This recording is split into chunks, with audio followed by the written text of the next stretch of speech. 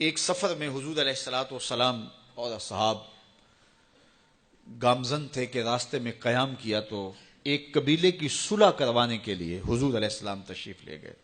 وہاں کچھ تاخیر ہو گئی تو صحابہ نے حضرت ابوبکر صدیق کو کہا کہ حضور رک گئے ہیں تو نماز کا وقت جا رہا ہے، آپ نماز پڑھا دیجئے. تو حضرت ابوبکر صدیق رضی اللہ تعالیٰ عنہ مصلی پہ کھڑے ہو گئے. اب نماز شروع ہوگی، ادھر سے حضور بھی فارغ ہو گئے تو آقا کریم تشریف لائے. تو آقا کریم علیہ السلام جو ہی تشریف لائے تو صحابہ کی صفیں بندی ہوئی تھیں. حضور کو دیکھا، انہوں نے راستہ چھوڑ دیا. پیچھے سے لے کر کے مصلی تک صحابہ نے حالت نماز کے اندر حضور کے لیے راہ کشادہ کر دی. کاش کہ یہ حدیث سب لوگوں نے پڑھی ہوتی اور امت میں اتنے فرقے نہ بنتے اور یہ سوچ کبھی نہ پنپتی کہ نبی کے خیال سے نماز ٹوٹتی ہے. یہاں تو راستے چھوڑے جا رہے ہیں، یہاں تو پروٹوکول دیا جا رہا ہے. اللہ اکبر. اور یہ حدیث کہیں چھپی نہیں ہے، بخاری کے اندر چھپی ہوئی. اللہ اکبر. آقا کریم علیہ السلام تشریف لائے تو صحابہ نے راستہ چھوڑنا شروع کر دیا. نماز بھی چل رہی ہے اور حضور کا راستہ بھی چھوڑ رہے ہیں.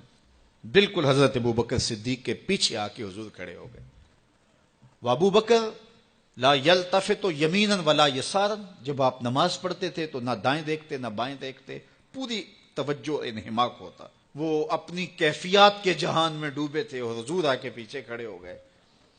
صحابہ نے اپنے ہاتھوں کی پشت پہ ہاتھ مارنے شروع کر دیے. مکعن و تس دیا قرآن نے. تالی لگانا، سیٹی مارنا یہ شیطانی اعمال ہیں، لیکن ہاتھ کی پشت پہ ہاتھ مار کے متنبع کرنا یہ مختلف مواقع کے اوپر یہ جائز ہے. تو اب جب حضور آ کے پیچھے کھڑے ہو گئے اور صحابہ سمجھے کہ حضرت ابوبکر صدیق ایک استغراق کے عالم میں ہیں، ایک کیفیت کے جہاں میں ڈوبے ہیں، تو انہوں نے اپنے ہاتھوں کی پشتوں پہ ہاتھ مارنے شروع کر دیے. تو حضرت صدیق اکبر سمجھ گئے کوئی غیر معمولی واقعہ ہو گیا. دیکھا پیچھے حضور کھڑے تھے. اللہ اکبر. تو حضرت صدیق اکبر مصلی سے سرک کے پیچھے آنے لگے تو آقا کریم نے اشارہ کیا رکو، نماز پڑھاؤ. سیدنا صدیق اکبر اس کے باوجود پیچھے آ گئے. کبھی ہوتا ہے حکم اور کبھی ادب آگے ہوتا ہے. اللہ اکبر. حضرت سیدنا علی المرتضیٰ رضی اللہ تعالی عنہ کو کہا نا حضور نے صلح حدیبیہ کے موقع پہ صلح نامہ لکھوایا جا چکا تو لکھا یہ محمد رسول اللہ اور قریش کی جانب سے ہے. تو عروہ نے کہا اگر محمد رسول اللہ مان لیں ہم تو پھر لڑائی کس چیز کی ہے؟ تو اس لیے محمد رسول اللہ نہیں، محمد بن عبداللہ لکھا جائے. تو وہ اس بات پہ بضد ہو گئے اور اگر ایسا نہیں ہوتا تو معاہدہ ٹوٹ رہا تھا. تو حضور نے حضرت علی المرتضیٰ سے کہا کہ چلو رسول اللہ کا لفظ مٹا دو. عرض کی میں تو نہیں مٹاؤں گا، میں تو نہیں مٹاؤں گا، یہ نام میں تو نہیں مٹا سکتا. پھر حضور نے خود مٹایا. اب یہاں حضور نے کہا ابو بکر رکو، لیکن حضرت ابو بکر نہیں رکے، پیچھے آ گئے.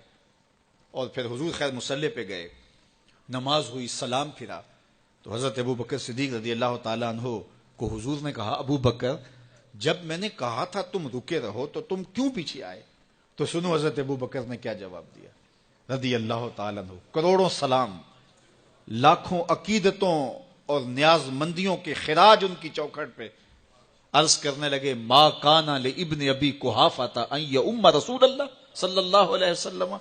حضور ابو قحافہ کے بیٹے کی جرت کب ہوئی کہ رسول اللہ کے آگے کھڑا ہو کے نماز پڑھائے؟ یہ ابو قحافہ کے بیٹے کی ہمت کب ہوئی کہ رسول اللہ کے سامنے کھڑا ہو کے نماز پڑھائے؟ تو ادب پہلا کرینہ ہے محبت کے کرینوں میں. حضرت ابو بکر صدیق رضی اللہ تعالی عنہ نے اگر حضور علیہ الصلوۃ والسلام کی اطاعت اور حضور کی محبت، ادب، فرما برداری اور جان ساری کے انوکھے باب رقم کیے ہیں، لیکن حضور نے بھی ان کو جو اعزازات دیے. ایک خاتون آئی مسئلہ پوچھنے، آقا کریم نے فرمایا پھر آ جانا. اس نے کہا پھر آؤں اور آپ نہ ملیں؟ تو کہا میں نہ ملوں ابو بکر تو ملیں گے نا. اللہ اکبر. تو اپنے بعد اشارہ دے دیا ان کی طرف کہ میرے بعد میرا نائب ابو بکر ہے. اللہ اکبر. عزتوں کی مسند اور عزتوں کی معراج اور عزتوں کے مقام پہ سیدنا صدیق اکبر رضی اللہ تعالی عنہ کو بٹھایا.